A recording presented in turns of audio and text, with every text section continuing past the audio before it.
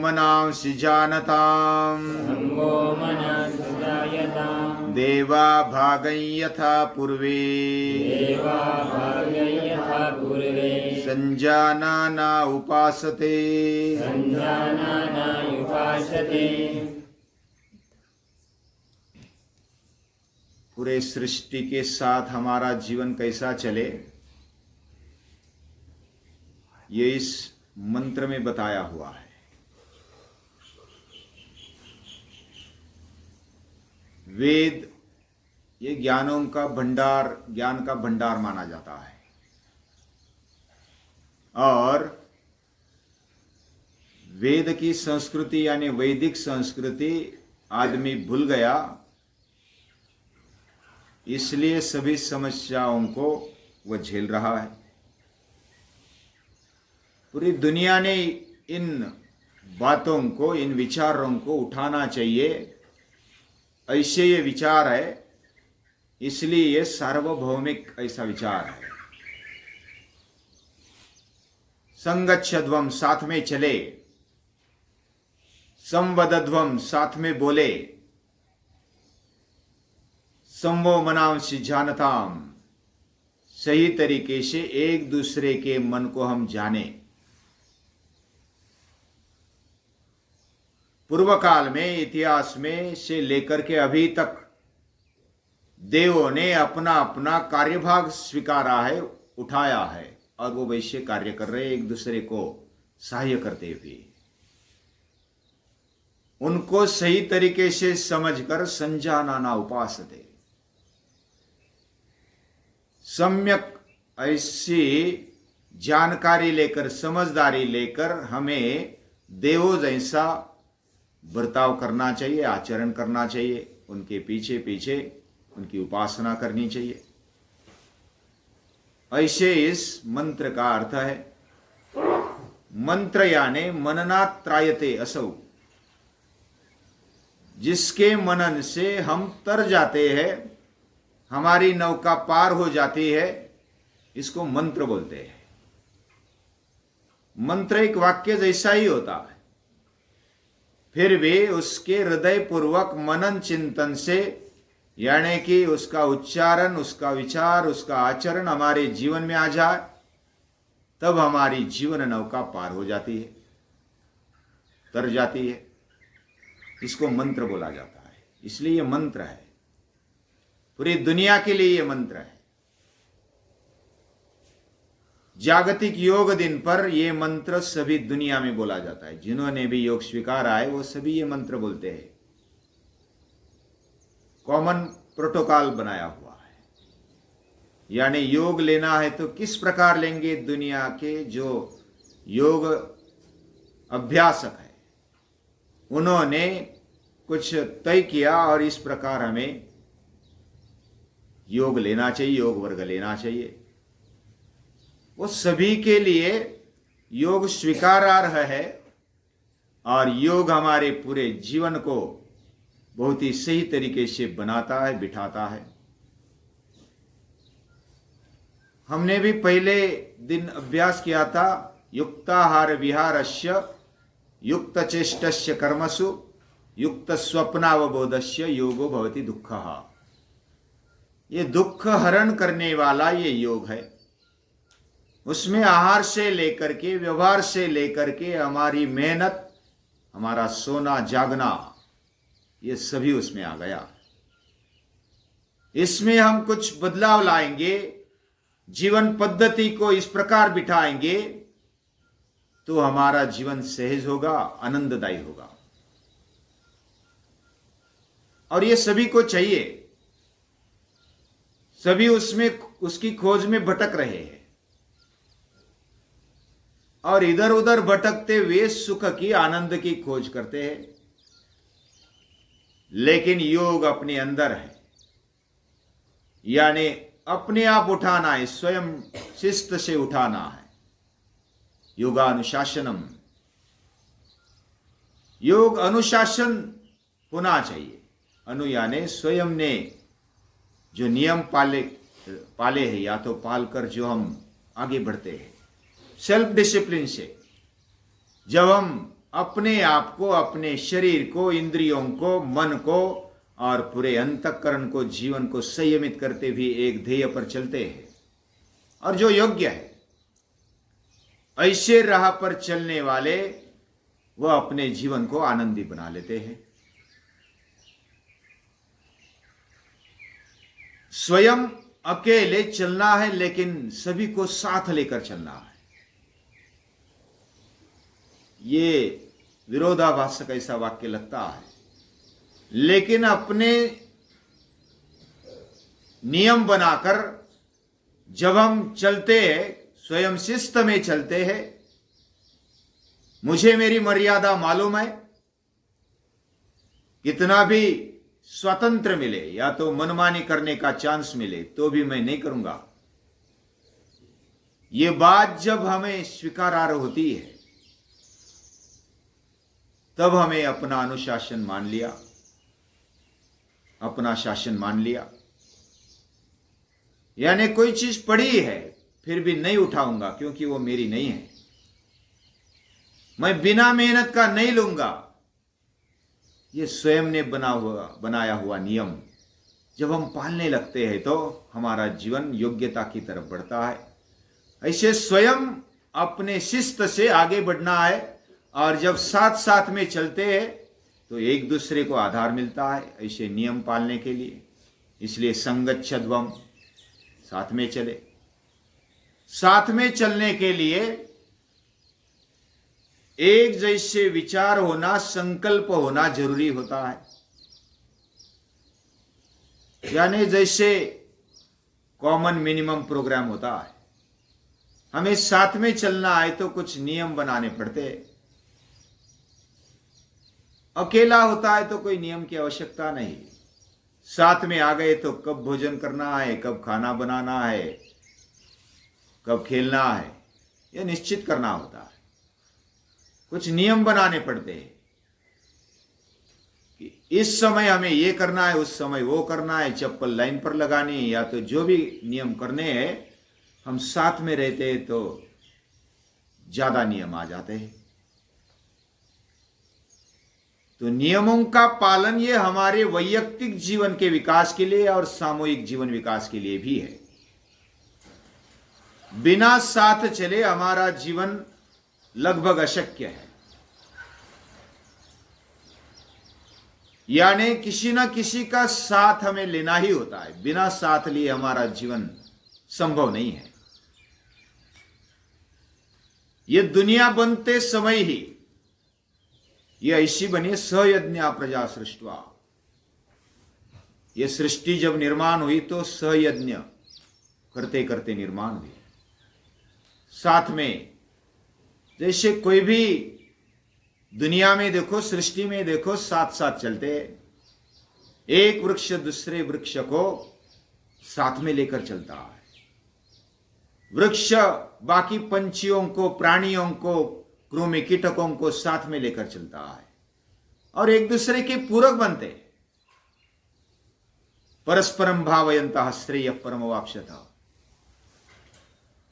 तो इस प्रकार संगच्छध्वम, संवदध्वम, साथ में बोले।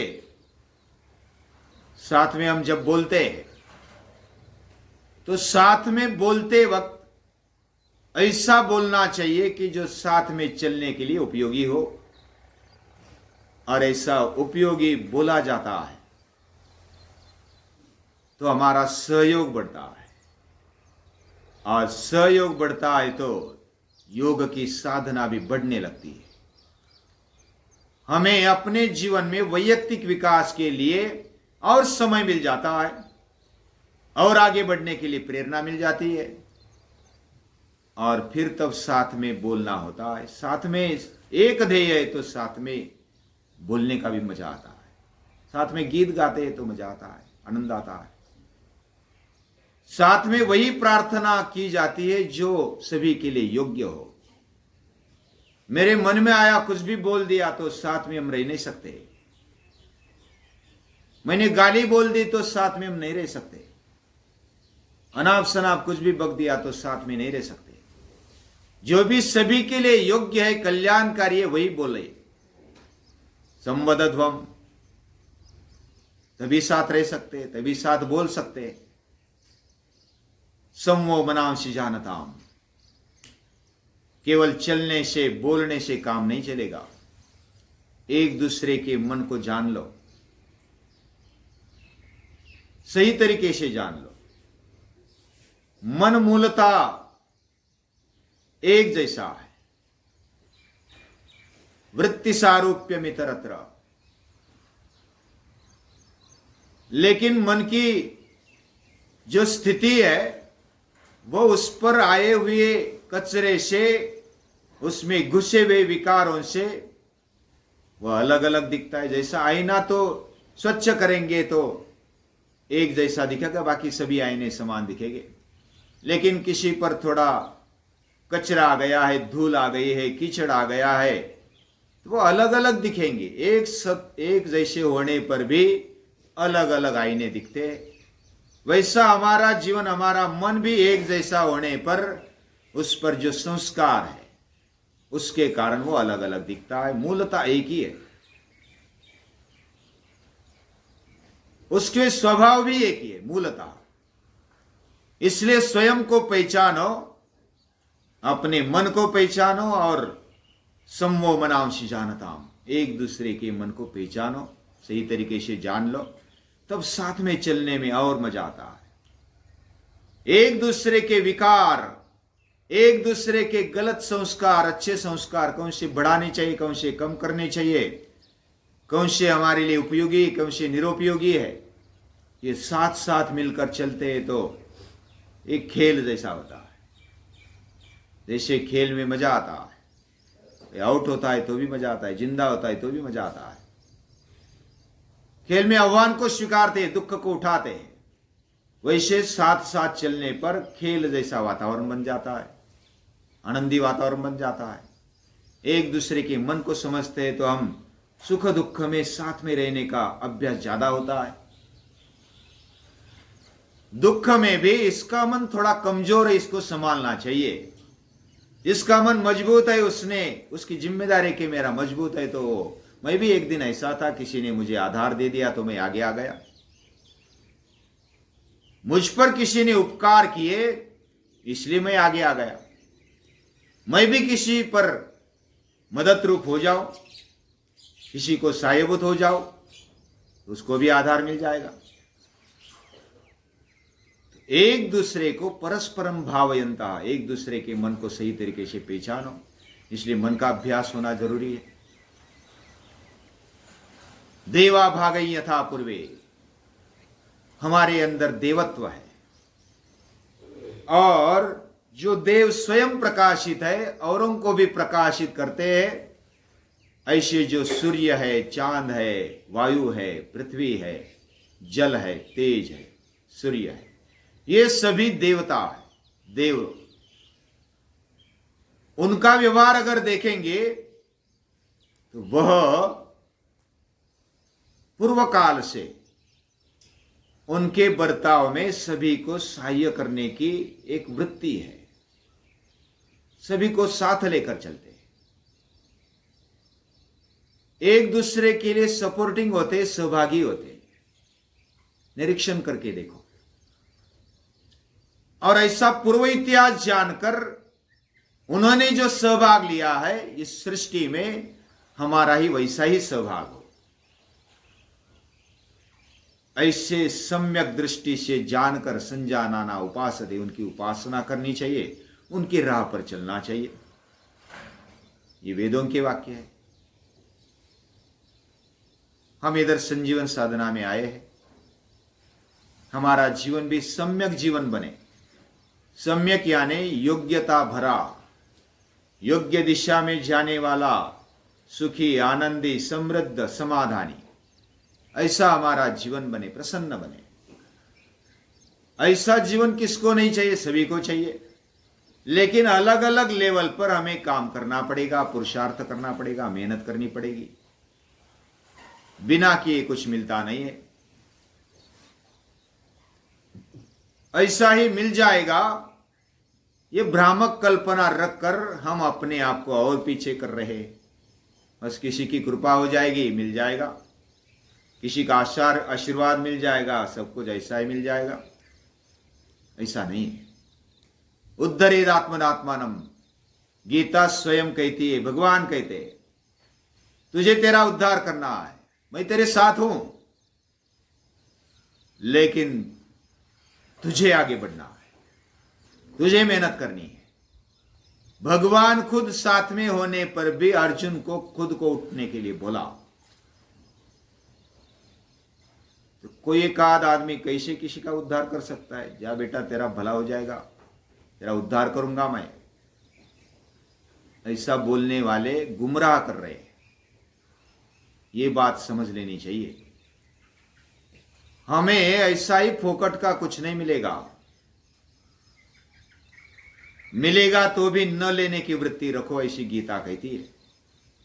नहीं लूंगा फोकट का, ये वृत्ति बढ़ने के लिए मेहनत की तैयारी रखो हमेशा। मरते दम तक संघर्ष करने की आवश्यकता होती है। नहीं तो उठाओ। सुबह उठना कंटाला आता है, लेकिन फिर भी उठो, यह संघर्ष है, उठाया हुआ संघर्ष है। आदत पड़ने पर भी यह संघर्ष जारी रखने के लिए उठना पड़ता है, जानबूझकर उठना पड़ता है, संकल्प लेना पड़ता है।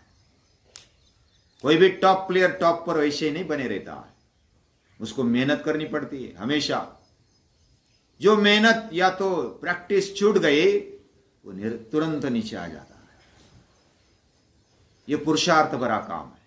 हमारा जीवन भी ऐसा ही है, ये युद्ध क्षेत्र जैसा है। सतत लड़ने की तैयारी रखो, यही हमारा जीवन है, उसमें ही आनंद है। आह्वान लेकर लड़ो। यह बात गीता समझाती है, योग समझाता है। और गीता एक योग शास्त्र है। हमारे जीवन में इस तरह वृत्ति रख करके जब हम आगे बढ़ेंगे, अलग अलग क्षेत्र में काम करेंगे, शारीरिक लेवल पर, इंद्रिय लेवल पर, मन के लेवल पर, बुद्धि आत्मिक लेवल पर, ऐसे अलग अलग लेवल पर काम करना पड़ेगा और सतत कार्यरत रहना पड़ेगा। हमारे जीवन व्यवहार संभालते हुए हमें आगे बढ़ना है। हम सभी को जो प्रेरणा मिलती है वह महापुरुषों से मिलती है। भगवान हम पर कृपा रखे। भगवान की कृपा भी ऐसी नहीं बताते कि आराम से रहो और मैं सब कुछ संभालूंगा। भगवान भी कहते तुझे उठना है, तुझे ही करना है। भगवान हमें साथ दे, हम भी भगवान के साथ पकड़े, तो भगवान को ऐसा साथ में लेकर के चले। नमस्कार।